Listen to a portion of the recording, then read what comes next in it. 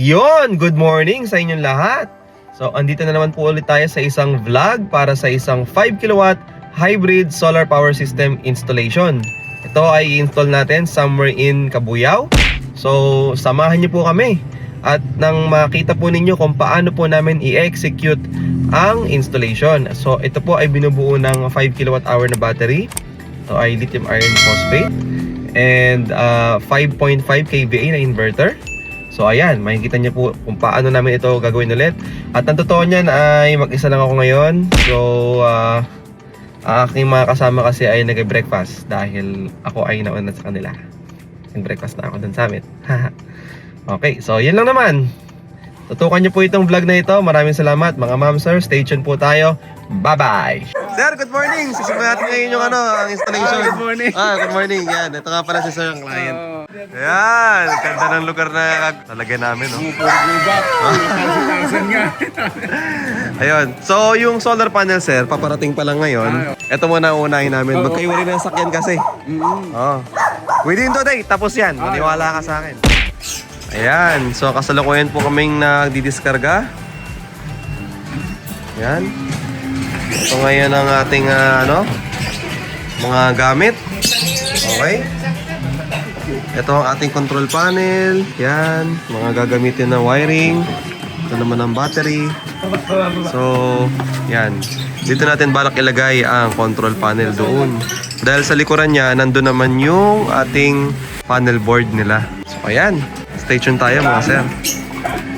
So, ayan. Ang gagawin namin ngayon ay magbubutas na kami dito para makita namin kung saan talaga yung magiging labas ng ating wire.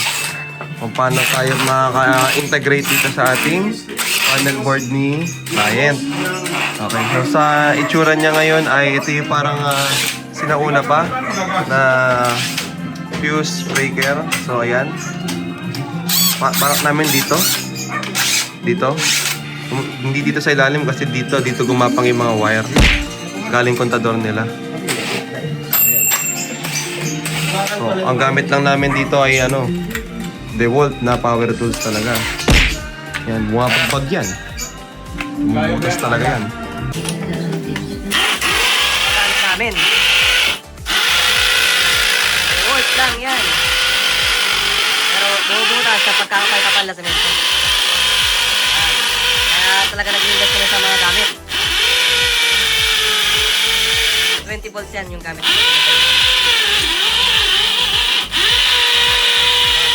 So ayan, gumagamit tayo ulit ng sumpak.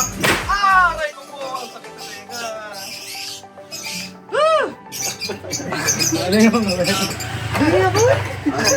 Ang itsura niyan. Ayan. Baon na pa ako ho. Gumamit po tayo ng di baril na pako. Pulbura.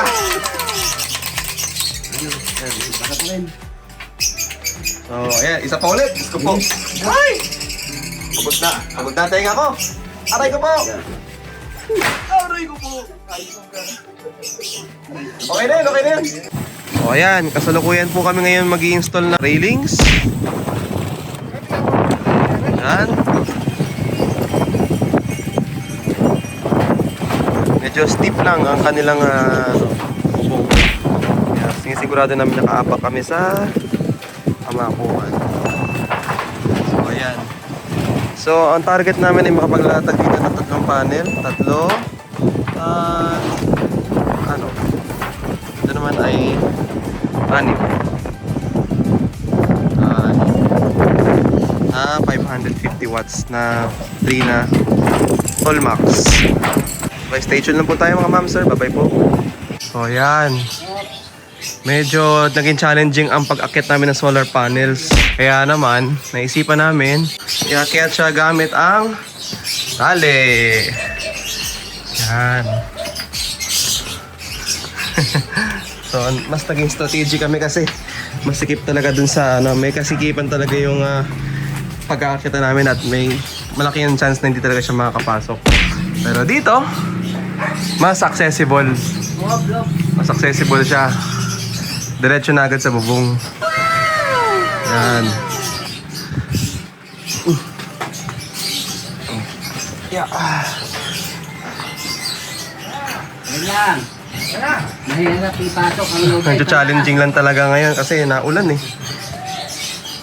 Madulas lang mga inaapakan namin tapos medyo, syempre ayaw naman namin magkasakit. Hindi naman kami waterproof. Ito nga pala ay Tolmax na 550 watts from Trina. Yan. Panda. Ito po ay may 25 years warranty. Yan.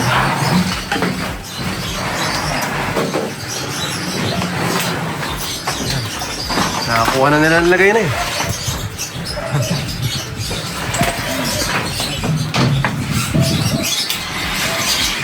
Yan. Ayos. Ilan na lang natitira? Yan, 3 na lang. So ayan, nilalatag na namin ang mga solar panels. Yan. Huwag mo panda. Huwag mo panda. Nagawin si panda. Yan. Panda sila ng panda. Wala panda eh. Sino ba lang panda na panda? Yun. Patayin na lang kita.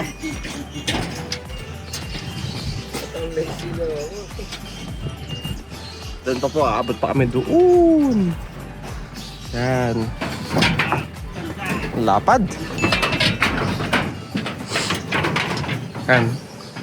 Nakabit na po ang mga mid clamps. No? Dito po ay 6S pa lang muna to. 6S pa lang muna yan. At doon po ay makaka 3S po tayo. Yan. Latag na po. Latag na. Sige, stay tuned lang po tayo mga ma'am sir. Yan, ang ganda ng pagkakalatag. Ang ganda ng pagkakalatag. Tingnan nyo naman. Oh.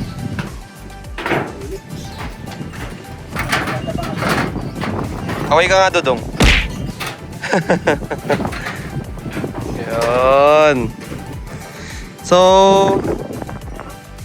nakalatag natin solar panels. Meron lang tendency mag-cast ng shadow itong ating vineyard. Well, actually, taniman daw ng grapes yan, according sa client. Na meron din naman siyang plan para bawas-bawasan, para hindi makapag-cast ng shading dito sa ating mga solar panels, para ma-optimize natin ang ating harvest. Okay? And, ayan. Kita niyo ba to? Ang dami pang bahay na pwedeng kabitan ng solar panels. Yan. Mga sir, ma'am sir, magpakabit na po kayo. Para po tayo makatulong sa kalikasan. At para po tayo ay makalibre ng kuryente. Kaya magtaas man ng presyo ng kuryente, hindi tayo magiging apektado. At kaya mag-brown out man ay hindi tayo apektado. Ayun, may mga solar panels doon. Yan, may solar panels doon. Ganda. Yan, focus. Yan. Ganda, oh. Hanggang 15x lang yata ang zoom ng iPhone. Yan. So, stay tuned lang tayo mga ma'am sir dahil mamaya ay magbababa na po tayo ng wirings para ma-connect na natin itong mga solar panels natin sa control panel. Alright, stay tuned po tayo and bye-bye. So, ayan. Parang alanganin ang iksi. Nagte-terminate na po tayo mga ma'am sir. Magpalit kaya tayo. Pwede naman. Nag-integrate na po tayo. Iksi. Yan. Magpalit na lang tayo. Maraming salamat kay Sir Client. Nako, very accommodating talaga siya sa amin. Sobra, sir, champion ka. Sobrang champion ka, sir. Sobrang na-appreciate namin ang accommodation talaga, sir. Maraming salamat. Working na yung solar natin eh. I-integrate na lang natin sa system nila. So, check lang natin yung ano. Teka lang, huwag na akong paganahin. Don't worry. Ito. Gumagana ang ating solar ngayon sa pamagitan lamang ng battery lang. Okay? So, ayan. Huwag kayo mag-alala, wala pa pong power doon. Hindi pa po namin siniswitch yung out. Okay? And then, so far, ito na po yung achievement namin. So, hindi ako nakapag-cover ng vlog natin. Marami lang po talaga ako inasikaso kanina. So, ayan. Kumapang po. Marami nang kumapang dyan. No? Grounded na po itong system natin. bumaba na rin po dito yung mga wires from solar panels natin. And then, yan.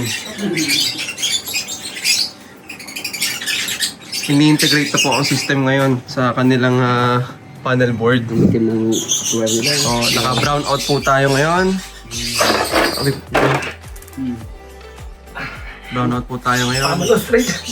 Okay. Easy lang, easy lang. Oh, yan.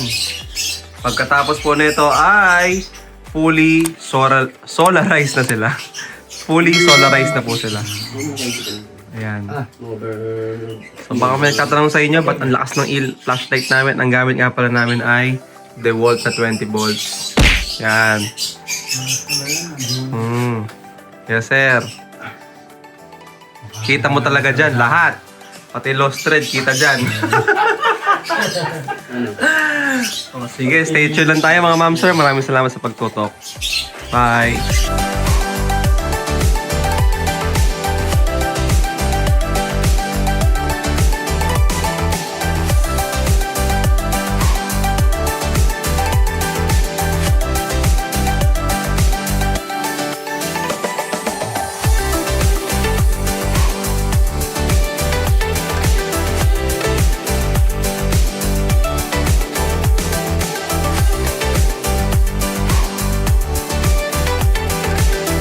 Ayan, tapos na po kami sa installation po namin for 5 kilowatt hybrid solar power system. So, ayan, makakapanayan po natin ng saglit si Mr. Ronel. Juneda. Yun. po. So, Sir Ronel, meron lang po akong ilang katanungan sa inyo kung okay lang po.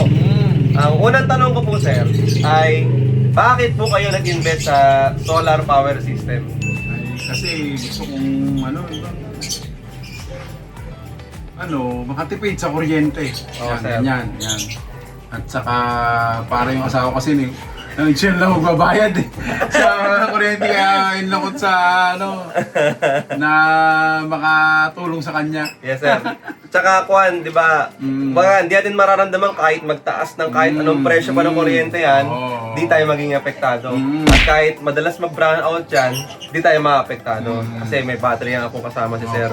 Yun. So, sir, pangalawang tanong ko po, paano niyo naman po nakakilala ang Helios Optimum? Sa YouTube eh. YouTube? YouTube lang talaga. YouTube Nakita lang. ko maganda yung kanyang mga paliwanag sa YouTube, kaya ako na-convince niya. Ngayon nandito na artista na po ako. Kaya, alimutin, artista na ako. Oo, siyempre Nagpagupit pa ako, kita niyo. Sobrang saya kasama ni sir. Ano nga pala, ma-share ko lang, sobrang naging accommodating naman talaga ni sir, ang client namin, Are. So, sobra niya kaming in-accommodate, nagpakain, nagpamerienda. Talaga naramdaman namin na talaga, hindi kami yung basta-basta lang na parang naging contractor lang nila, ganyan. Nakaramdam kami talaga ng welcome, hospitality. Sir, salamat na marami talaga. Salamat sa inyo. Maganda yung aming yung Sir, sa inyo. At pati na rin sa mga tauhan mo. At saka masiyahin si sir, masiyahin talaga siya. Then, last question, third question ko, sir. Kumusta po ang naging experience niyo sa naging transaction po natin magmula noong una hanggang ngayong huli? Ay, mabilis at maganda. Mabilis talaga. Wala pang araw, oras lang eh. Oras lang. Oo, napakaganda talaga. Oo, sir. Kaya magpakabit na kayo rito. Salamat, sir. Salamat. So, ito nga po pala si Mr. Ronel. Ayan, nagkasabi po ng naging experience po niya sa naging transaction po namin. So, kung kayo man po ay interesado magpakabit ng solar sa inyong mga bahay o sa inyong mga commercial establishment, huwag po kayo mag-atubili, mag-message po sa amin sa Helios Optimum. Yan, maraming salamat po ulit sa pagtutok ng vlog na ito. Salamat. Okay, thank you very much. Bye-bye. God bless you all.